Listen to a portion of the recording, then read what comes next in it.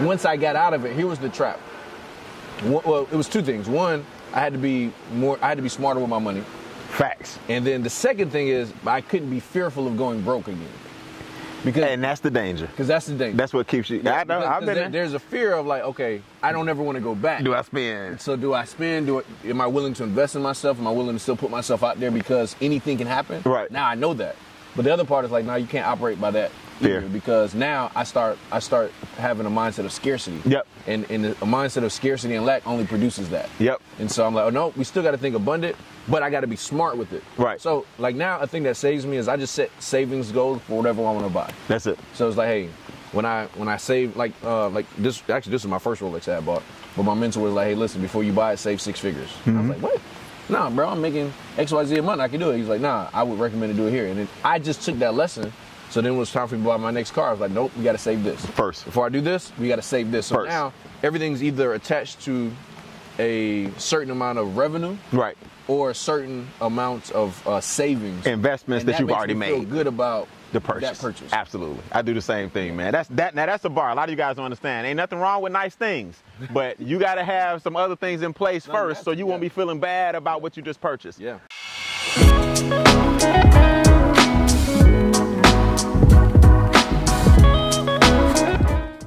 It's a great day to change lives, man. Welcome to another episode of the Instincts Podcast. If I smile the whole show, there's a reason.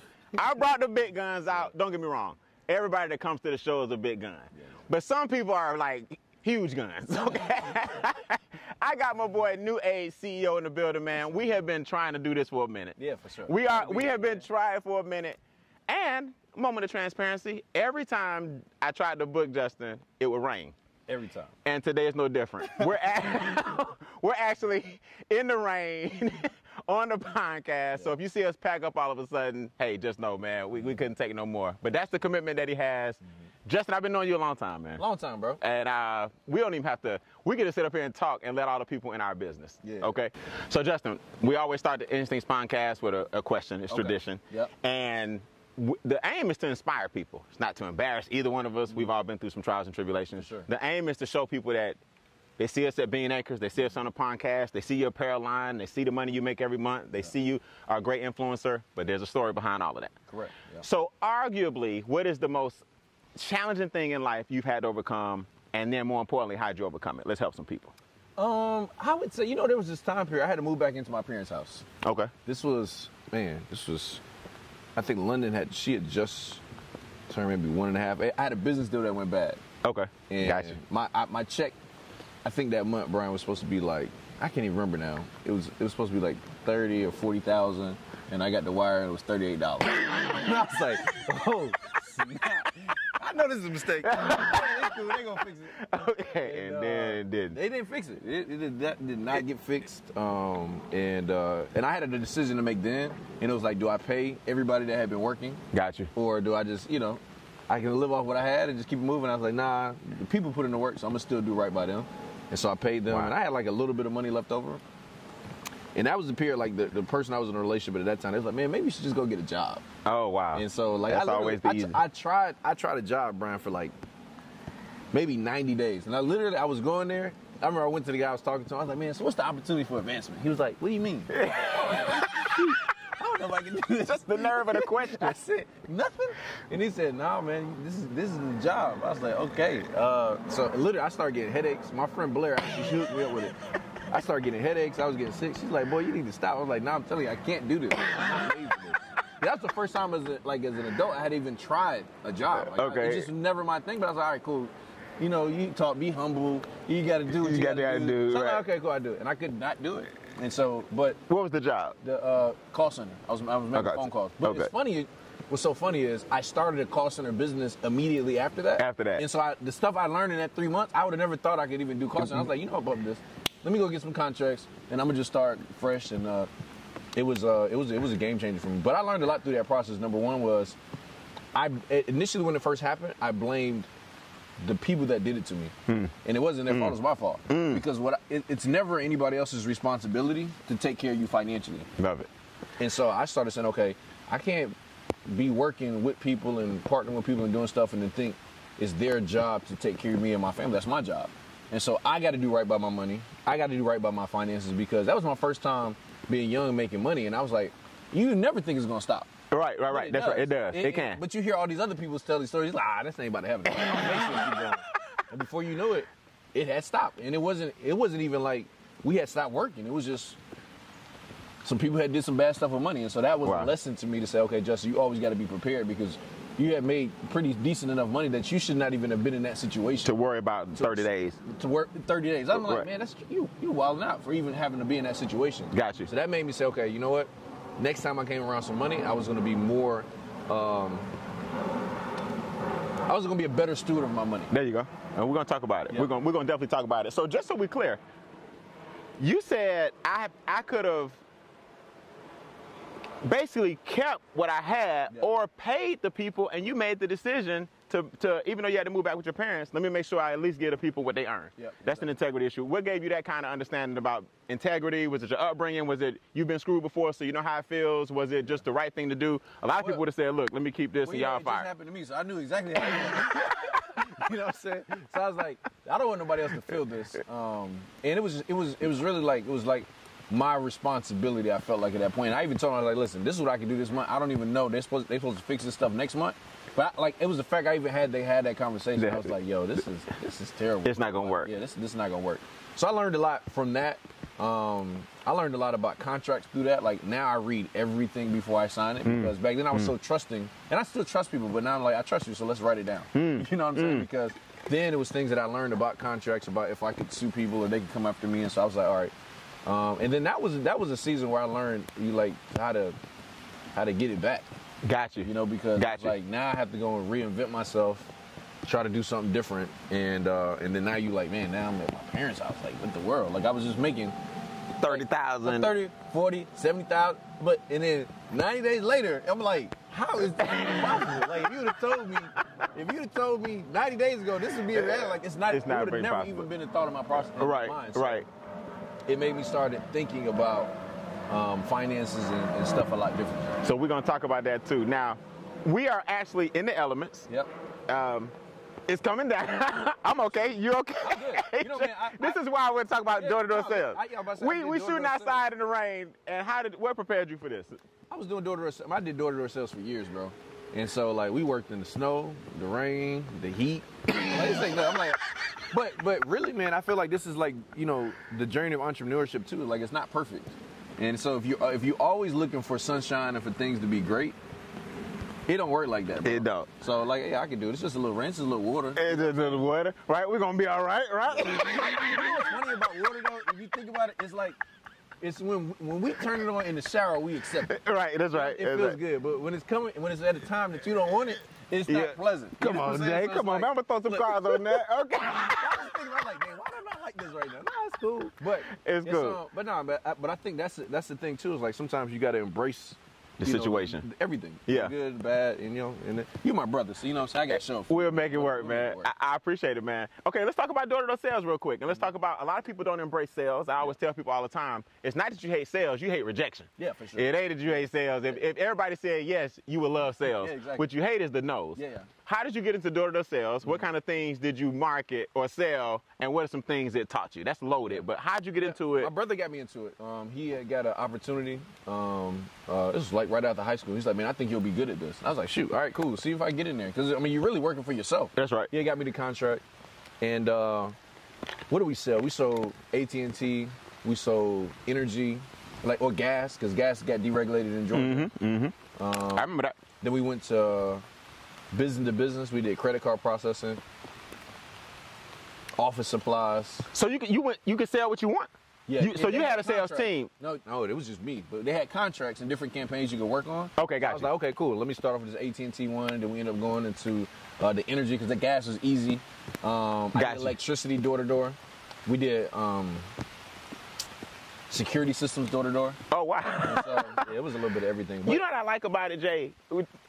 I wonder, and tell me if I'm wrong. When I got into sales, it wasn't door to door, but I was too young to even know that a no is supposed to affect me. Right. Yep. In other words, I was so young and naive. I was like, oh, you bring in a bunch of people. You hit the top of the compensation plan. Yeah. You get paid a percentage of everything they do. Yeah. So I didn't know what a pyramid was. I didn't think it was illegal. Yeah. I didn't know nothing about. It just made sense to me. Yeah. You think your youth had anything to do with the fact that you just went out there and killed it? Like, oh, we got to go talk to some people? Yeah, I think it definitely helped because I didn't really care about rejection. Actually, I embrace it. Like, the thing about door-to-door sales I think is great, and it actually helps with marketing today, is that, like, door-to-door sales, you get instant feedback of if stuff is working or not. Like, social media, I don't know. You put out a video, you got to wait to see if some views came out. Door-to-door, no. Boom. I'm like, okay, all right. You know what I'm saying? That didn't work. That was not good. All right, that intro was not good. And then, but then it instantly got to pick yourself right back up. There you go. Now I got to go to the next door. And so now I can't carry the nose from the last door to the next door. You know what I'm saying? So That's I'm right. like, That's all right. I got to shake that one off because if I go to this door looking, I'm tall, I'm 6'5". So one, I'm 6'5", I'm black. Not everybody want to open the door for me anyway. You know what I'm saying? So I was like, I have to be able to shake this off and be a pleasant person in the next one. And that carried over to business because sometimes things work out, sometimes things don't. But you still got to show up and be this person that still has a great attitude, that has a great personality, still be consistent with it. And that just helped me show from failure to failure, as some people will call it, but just being consistent and showing up every single time. And then analyzing the feedback, because it was sometimes I wasn't doing things right. And I was like, okay, that's feedback. Let me just tweak that.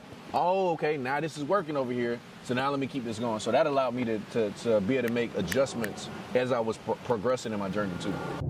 You ready for your free gift? I hate to interrupt, but you guys took the time to listen to me and the Ducks, so I need you to listen one more second for some continued education. Visit workwithbnb, those are my initials, workwithbnb.com to get your free training called Tap Into Your Instincts. We are the highest form of intelligence God ever created, but it's time to figure out how these guys like ducks and silverbacks and jaguars and hummingbirds and king cobras, how do they survive in their natural habitat? Life can be tough sometimes, but guess what? As a human being, you are tougher. If you know me, I'm about two things: tapping into your instincts and growing your income. Visit workwithbnb.com. Get your free gift. You deserve it.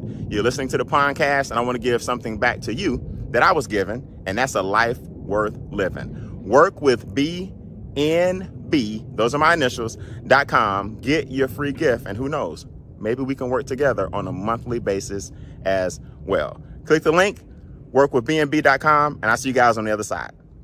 So let me ask you this. So we always talk about how'd you overcome it. You're at your parents' house. Was the door-to-door thing experience before or after you had the setback? No, that was before. That was before? Yeah. So we end up losing the contract, or let's just say people did some shady stuff. Yeah. Now, you at your parents' house, because there's somebody watching right now who had to move back in. They had to pull back for a minute and reevaluate things.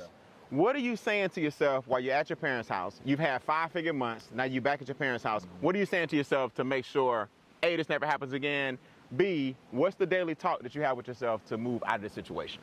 You know, one, it was weird is that I wasn't even looking where I was at. Like, it sucked, but I thought, okay, I can't keep looking at this because I don't want to be here. So I had to start creating what I wanted. The other thing is I didn't stay at the house all day. Like, I was still being productive. Like, I was like, all right, let me get out, and I still got to go do something. So let me try to, I was trying to figure out some other things I could do. I go to, like, Starbucks or McDonald's in a little area, and I'm just trying to figure it out.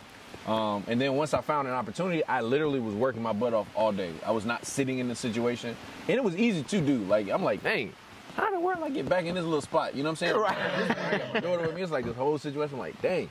And I remember one day, man, I ain't gonna lie. I remember one day I came home and I literally had to put all of my clothes in like this little, you know, like those portable closets. Yeah. Zip up, whatever. I came home and that joint had fell down and everything had collapsed. And I don't know what it was about that little situation, but it literally felt like my life was happening. Like that closet was my life.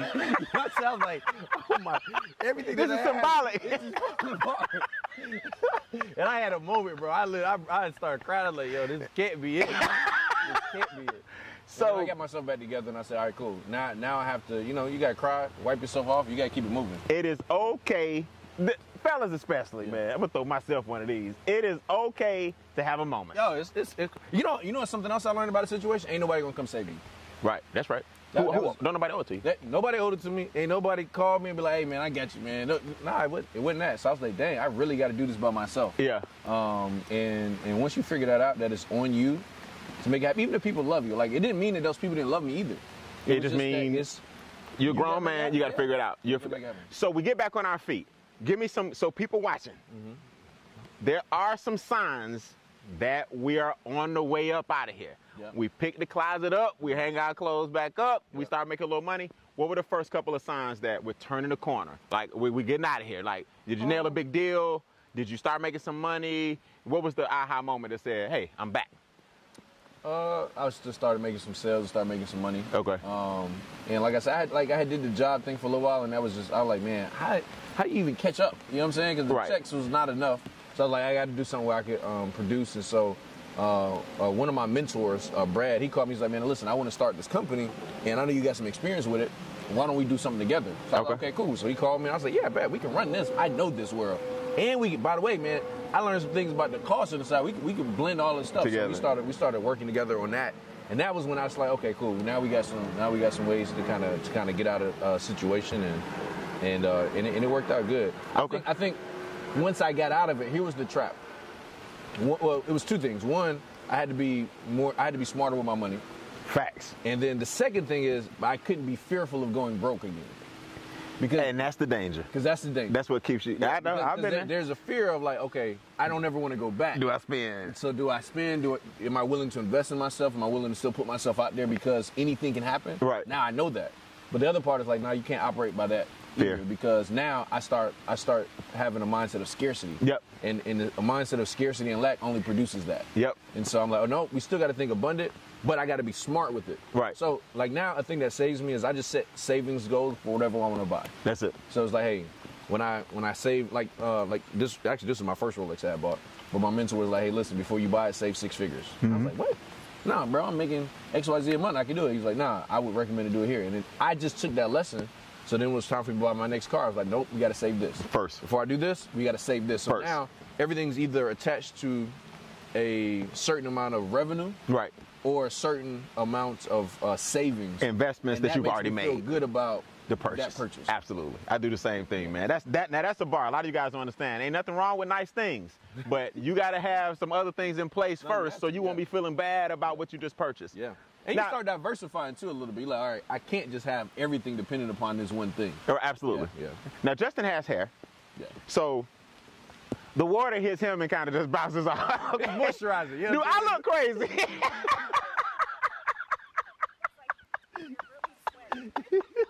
It's hot out here. That's what it is.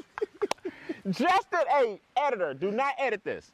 The editor, I do not want you to edit this. Justin looks great. I'm over here looking like we're in this. You're like Michael Jordan in the Game 6. So what we're going to do is we're going to find, we can't use a napkin because a napkin is only going to make me look like white. Yeah. White all over my face. We're going to try to find some kind of towel. Yeah. But hey, this is what happens when you shoot outside. I told Justin, today might not be the day. Yeah, you know what? Now, I checked my phone. We good to say. It's until about 3 o'clock. What time is it? Oh, man. Hilarious. So let's see what happens. We may have to do part 2 when I dry up. Yeah, there we go. That's fair. That's fair. Huh? You see the shots? Oh, the information? Yeah. Oh, yeah. We just get started, man. Oh, there we go. Come on, let's go up here. Hold on. Let's go over here for 1 minute. Right. Let's cut. Tell you one thing, it's gonna catch people's attention. Umbrellas. And we're back. And we're back. Oh God, where were we? Sales door to door. Too young. Now too young to. Yeah. Too young. What were we talking about? We back on red dots, both of y'all? Yeah, I never stopped. You flashing? You good, Jay? All right. So we're back. There's no way to circumvent it. We didn't have these 5 minutes ago, okay? So we're back. So we're going to get right into transitioning now out of door-to-door sales, right? I met you in the speaking world and network marketing world. Let's talk about... You met me when I had the call center. Remember you came? I had the call center. Yeah. I spoke to some of the guys. That's right. I met you when you had the call center. Yeah. How do we go from the actual call center into ultimately network marketing? And we're going to talk about your other entrepreneur ventures as well. How do we go from the call center to network marketing? Because Jay, let me ask you this. It may not, I may be wrong. You really didn't embrace network marketing fully initially. You were more of a sales-oriented guy. Yeah. How did you start to embrace it and why? More of the training. All right, we're back. No, I'm just all right, now let me answer the question. All right, you stupid. How did I embrace it? You know, man, I realized, I was literally just talking to this on a webinar last night, is the stuff that I didn't like about network marketing is because I just wasn't good at it. Okay. So I left it and I was like, man, I want to make some money where I don't got to depend on nobody. And I don't need people and blah, blah, blah. And I just want to be able to make my own money. But then I was like, dang, if I ain't working, I ain't making no money. Right. And so really what I realized is what I didn't like about it was that I wasn't good at, I know how to sell somebody, but I didn't know how to build a community and make people stay and want to be around and build relationships and stuff like that. So I started saying that was a piece of it. And then the other thing was, it's just the impact, man. Like, you just impact so many people in a different way. Yeah. Like, bro, I didn't even know that I'd be this emotional. I think after my daughter, like, I'd be calling people, they be telling me they start, I'd be over here crying. I'm like, dang. My son did the same thing to me. What's going on? Yeah, like, you understand it now a little better. I'm like, dang, I get it. You know, and when I've been in situations where things are tight and things are tough, it's like, sometimes people just need an opportunity. Right. And so for me, it was like, man, I missed that part of it. Because even your sales company, like, you do it, but it's not the same as network marketing at all. Correct. Correct. And it is a legitimate business. I don't think it's the only way that person can make money. I don't even think it's the easiest way, but I do think it's the best way for the average person to get into the game of business.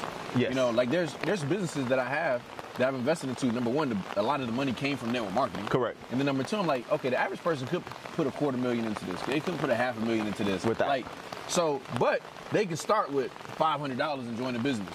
And if they stay long enough. If they stay long enough. Like, here's the thing. Like, I saw somebody talking about this on social media the other day. Like, I can't believe y'all got, you got people paying $500 or $1,000 to start a business and then $200 a month. I'm like, first of all, what business do you know you can run for $200 a month? That's nuts.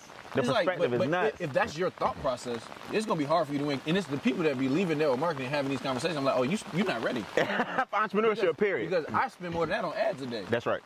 My cell phone bill costs more than that. Right. So I'm like, if that's the mindset you're teaching people, how are you going to teach them about real business?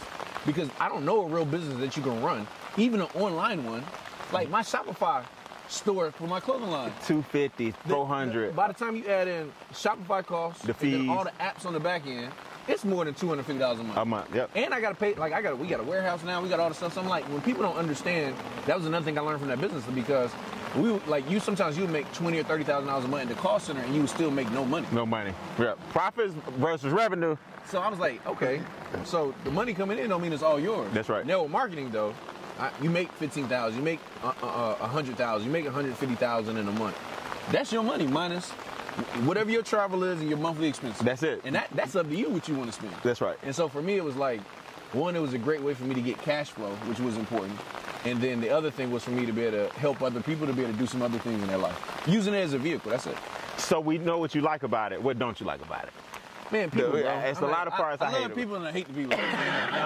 and when I say the people, I'm saying not the people of the business. I hate how relationships change when you're no longer doing it. Correct. And I'm talking about quick, bro. It'd be like, hey, we kicking it here today, and then tomorrow I say, hey, man, I'm doing something else. You're like, we hate them, don't like them. Like, wait a minute, but we were just cool. I think companies should appreciate the people that brought the value a little bit better. Yep. Instead of thinking it's theirs. And I feel like it's a shift that's happening because I tell you, like the new era of people is like they're not gonna be like restricted by the founders. By founders and like, no, this is a free world. Like I can market this product, I can market this product, I can market this product, I can market this one. Right. Now, if you don't want me talking to people about like this, that's the world that people ain't living in no more. Like, right. People are marketers of different products. Yep. Whether it's celebrities, whether it's influencers, like they're going to share other products or services. And so what I don't like about it is not all ownership, but some of them. Like I was talking to a guy, and the owner of that company is known for suing people when they leave. And he was like, yeah, but if you're in a good place, why would you want to leave? I said, bro, stop it. Like, come on. Well, you can't define that for me. Yeah, like I'm not about to be in a place where you can tell me what, you can restrict me, or I have to worry about if I find something better that I want to do, you're going to try to cut the check that I worked for. It's not like you gave it to me. I earned it. I got the database. I brought the people to the table. Yeah. I brought your company several million. You can't take our customers. Where did you do the presentation? Where was you on the Zoom? Did you go to Sydney's people's house? Would you like? So I don't like that piece of it, and I I think a lot of people have to learn about relationships because business is long but it's short. Right. And the circle is big but it's small. Right. And there's some people that won't do business with some people for some stuff they did 10 years ago. Right. And you be like, why wouldn't you join this company? You're like, oh no, I knew that dude 10 years ago.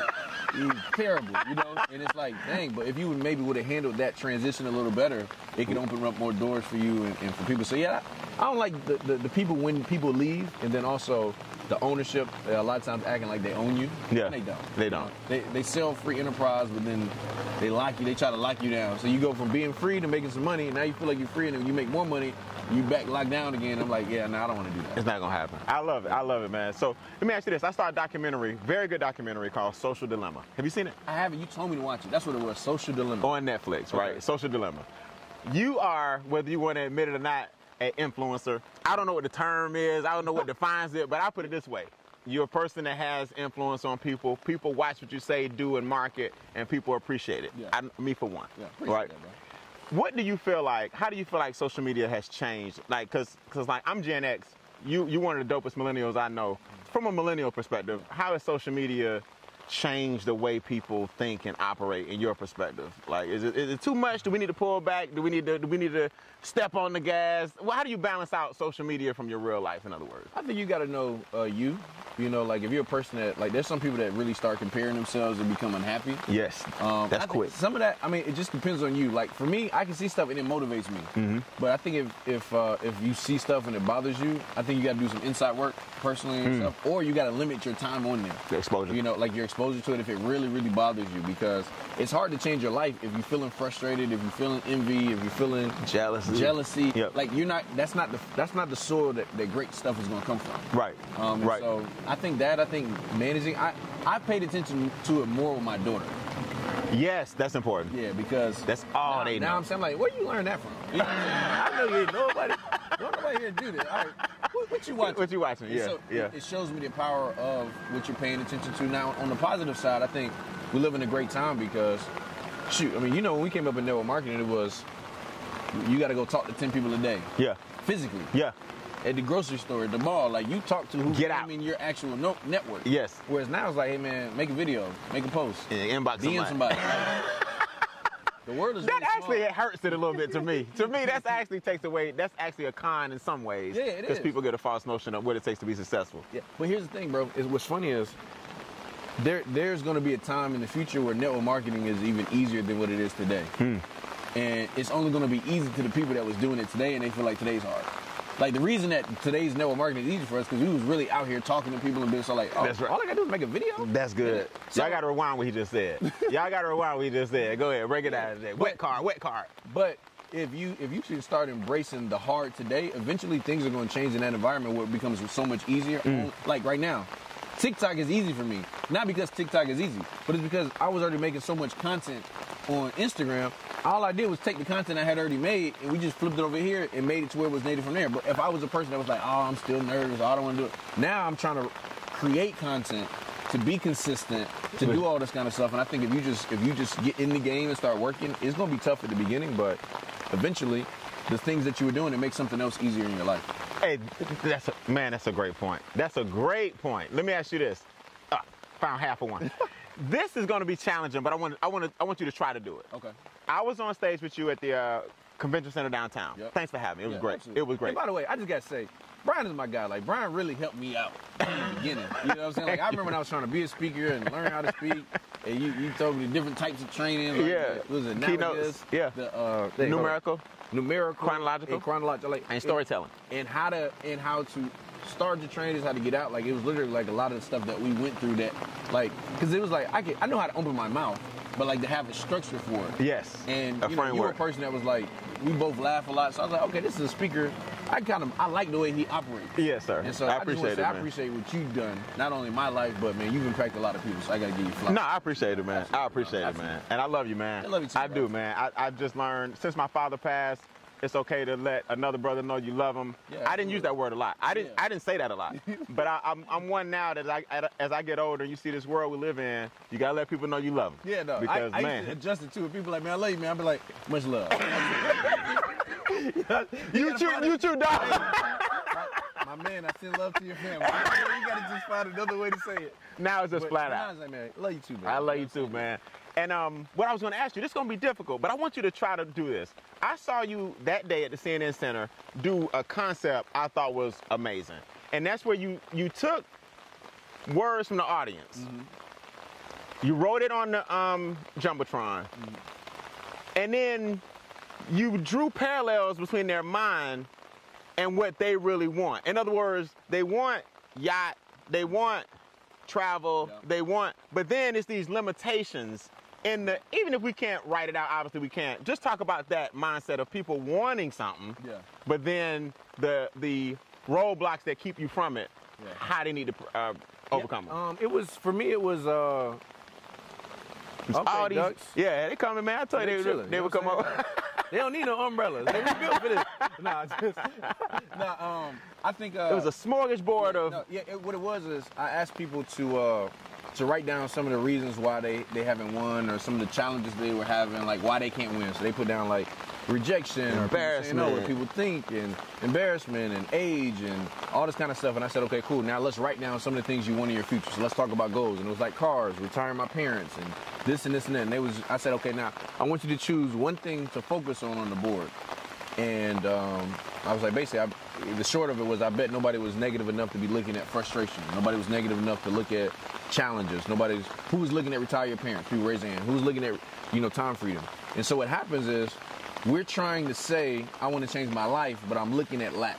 There you go. I'm saying I want to retire my parents, but I'm looking at a negative bank account. Well, it doesn't line up. Because when I say choose one thing to look at, you look at the thing that you want. You didn't look at the negative. You didn't look at the negative. Right. When I talk to people, and you probably run across it too, it's like, hey man, I can help you change your life. Oh man, but it's tough. I say, no, you can't keep looking at that way. That thing, because all that does is make you go over here.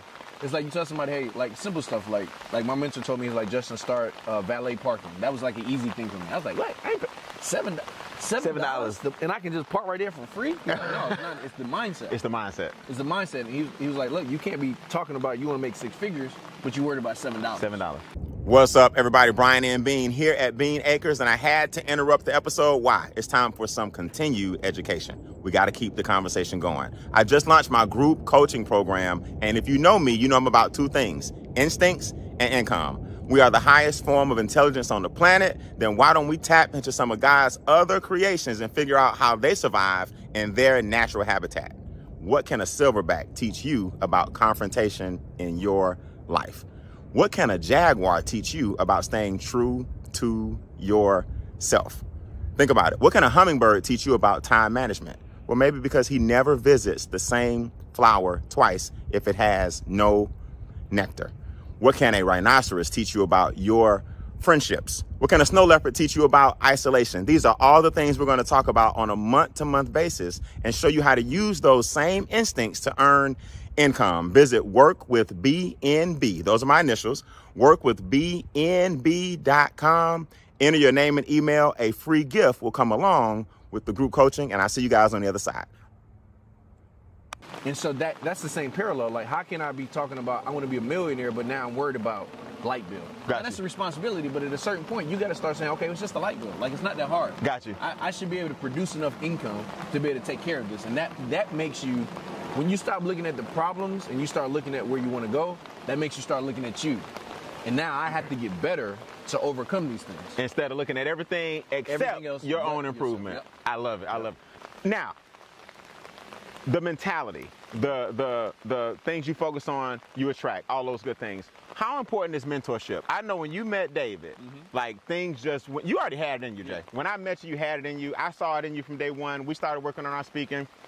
You have other people in your life, but David Imanidier has been instrumental in a lot of people's lives. What does a mentor mean to you, and why is it important that people seek one?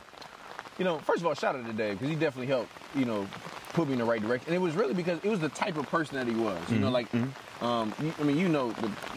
different people I worked with in the past, and like his style was just like, let me inspire you, let me motivate you, let me be an example.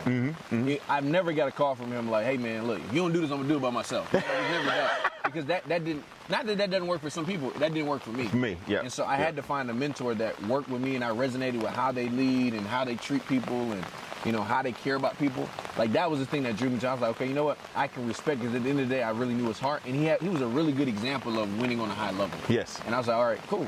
As long as he ain't teaching me something that's against my principles and values, I'm going to do it. Absolutely. And, man, listen, I came in. That's where Run the Play came from. People start asking, like, how you getting the results? I was like, listen, he gave me a play. I just ran it. That was it. I ain't questioned the play. I ain't asked a whole bunch of stuff. I was just like, look, tell me what I need to do, and I'm going to get that done. So let's talk about it real quick. You brought up Run the Play. Let's talk about your apparel line, man. Yeah. Jay, I'm at the convention center with you. I see this guy walk by. His shirt was dope, and it looked like something out of a magazine. I don't know if you remember this. And I was like, Justin, that's got Run the Play on it. Either you got some serious designers on your squad, or you are way better at this apparel thing than I thought. And Jackson looked me in the face and said, no, that's me. That's me. You actually design all the gear. Yep. Run the Play is trademarked by you. Yep.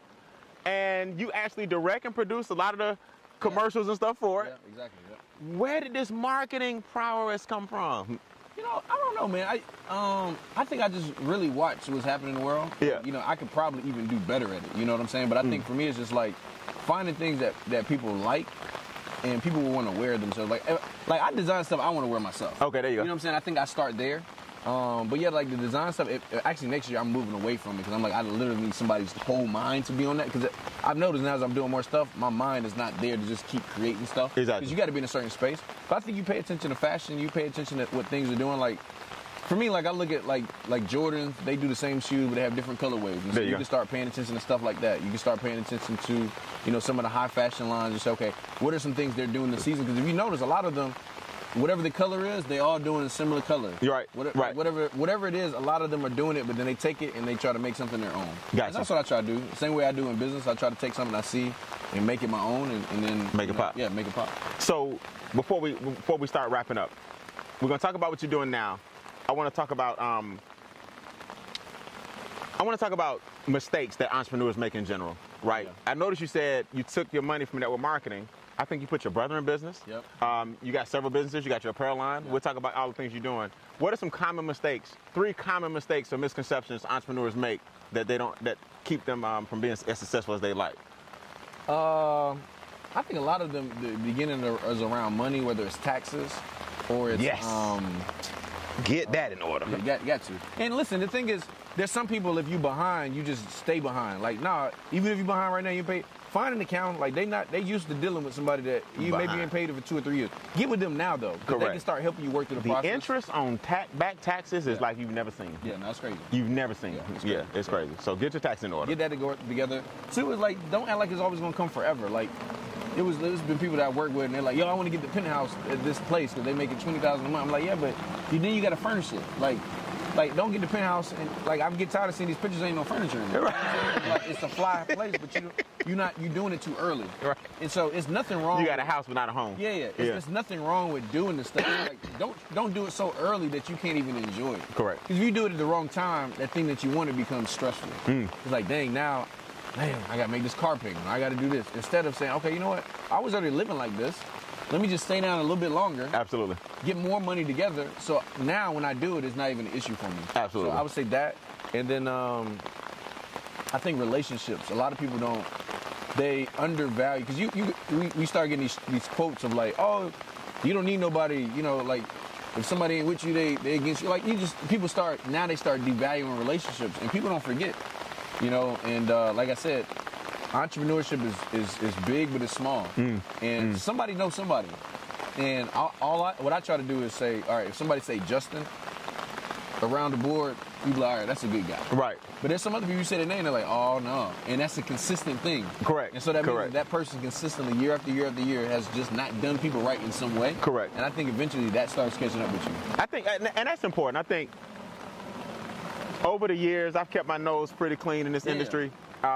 You might talk to 4 people. Yeah. Everybody ain't gonna like it. Everybody ain't gonna like it. But you might talk to 4 people and you say my name and they might swing on you. Man, that's probably because I swung on them. But pretty much in this business, we've been able to keep our noses clean. Yeah. And that's because we value partnerships, relationships, and we never know where this thing could go. Me and you met through a total stranger. Correct. Yeah. Let's look at this. What happened? Me and you met through a total stranger. I started showing you the whole speaking game. you brought me in on a partnership. Yep. That partnership went south, but because I come with you, I lead with you. Yep. Me and you hung out, continue to hang out. We bounce business deals off each other. Yep. We out here in the rain. I did your podcast. You doing my podcast. Yeah. We about to go talk investments. Yep. We hang out. I don't think people understand all that started because a stranger introduced us. Exactly. All of that, and the money that we make and will make together is because a stranger introduced us. And I don't talk to him anymore. I'm not sure if you do. Great guy. Great guy. But we were able to forge a relationship and maintain it. Yeah, absolutely. Yep. You know what I mean? So you got albums, ebooks, what you're doing now, and can my people get, if they get a code, can they get a discount? Yeah, absolutely. All right, if we use Instincts. Absolutely. What you promoting now? Where you at? So a couple things. One, we got I got a course. It's called the Climb Course, and so the Climb Course. It basically breaks down the things that I've realized in my life to be able to make the climb as an entrepreneur. The first one is like building the community. So that's the C. Okay. Community, communication. L is leadership. The I is income. Okay. Mindset and branding. Love it. So we talk about. I love it already. Thank you, bro. Yeah. Those are all the things that I talk about. But the main thing that it talks about initially, what we was just talking about, is like my process to really mastering relationships.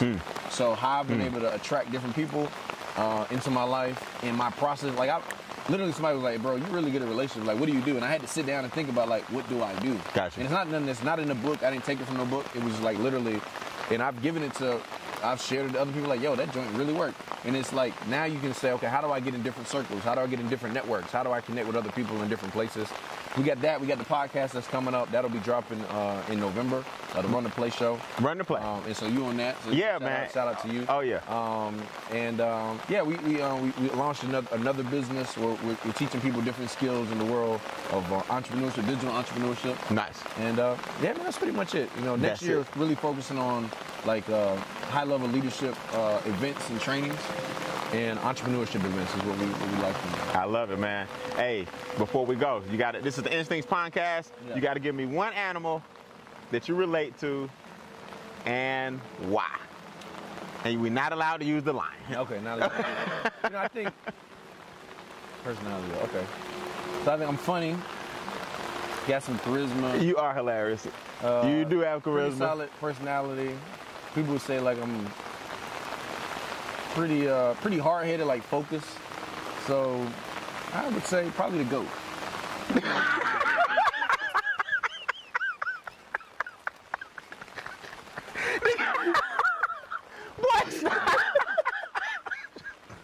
Justin, wait. If you draw that parallel, I'm gonna steal this keynote myself. The GOAT. The greatest of all time. I love it, man. I love it. And that's the kind of insight that you get from this guy. All of that to come down to the GOAT. Hey, wait, man. In my book, you definitely one of them, man. I appreciate it, bro. You too, man. Hey. The Giant. I appreciate it, man. Justin Owens, Instagram. Your name is on Instagram, yeah, YouTube, Facebook. New ACO. New ACO. And then the clothing line is newacos.com. I'll put a code together for that too. Anybody that rocks the brand or whatever, I give you a code for that too. Oh man, a discount for that too. Put in Instincts. The word Instincts. That'll let him know that you came from this interview, man. We'll put together a code, man. Anywhere you see it, put in the word Instincts from this show on the apparel and any courses, and we'll give you some kind of discount. I don't want to put him on the spot, but this is my guy. He gonna look out for it, man. Absolutely. Hey, it's a great day to change lives. We appreciate it. First ever, 2 things happen today. One, welcome to the new platform. You know what I'm saying? We expanded this thing because when you bring in the big dogs, you can't be on a small dock.